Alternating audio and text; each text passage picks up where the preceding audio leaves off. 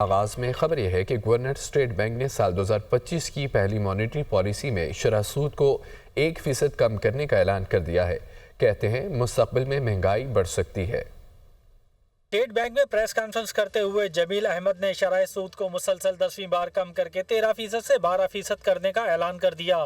کافی discussions کے بعد یہ ڈیسائیڈ کیا کہ ہم اپنا جو پالیسی ریٹ ہے اس کو 13% سے کم کر کے 12% کم کر دیں۔ تو in other words 100 basis points کی ریڈکشن آج کی میٹنگ میں ڈیسائیڈ کی۔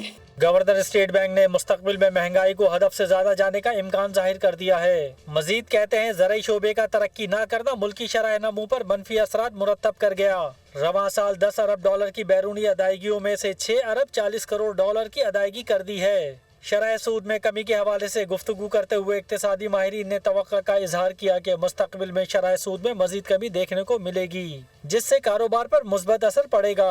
ابھی تک کے جو ٹرینڈز ہیں اگر وہ کنٹینیو رہتے ہیں اور IMF کے اگلے پروگرام کے بعد بھی، تو ہمیں یہ توقع رکھنی چاہیے کہ اگلی مانیٹری پالیسی میں دوبارہ سود میں کمی آئے گی اور کاروبار پہ ایک اس کا پازیٹیو امپیکٹ جو ہے وہ نظر آتا ہے۔ یہ دو علیحدہ پالیسیز ہوتی ہیں، ایک مانیٹری پالیسی اور ایک گروتھ پالیسی، اور اب ہمیں گروتھ پالیسی پہ بھی کام کرنے کی ضرورت ہے تاکہ روزگار کے مواقع پیدا ہوں۔ روزگار کے مواقع پیدا ہوں گے تو عام آدمی کو اپنی زندگی میں کوئی فرق نظر آئے گا۔ ایکچولی مہنگائی نہیں کم ہو رہی، مہنگائی کے بڑھنے کی شرح میں ایک خاطر خواہ کمی آ گئی ہے۔ یہ لگ رہا ہے کہ جو مہنگائی کے بڑھنے کی شرح ہے وہ کہیں 5-6% سے لے کے 7-7.5-8% کے درمیان رہے گی۔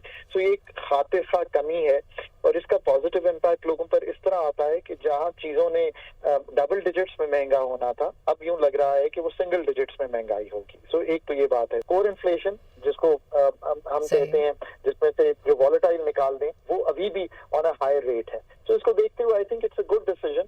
گورنر اسٹیٹ بینک نے میڈیا سے غیر رسمی گفتگو میں بتایا کہ نئے کرنسی نوٹ سال کے آخر تک دستیاب ہوں گے۔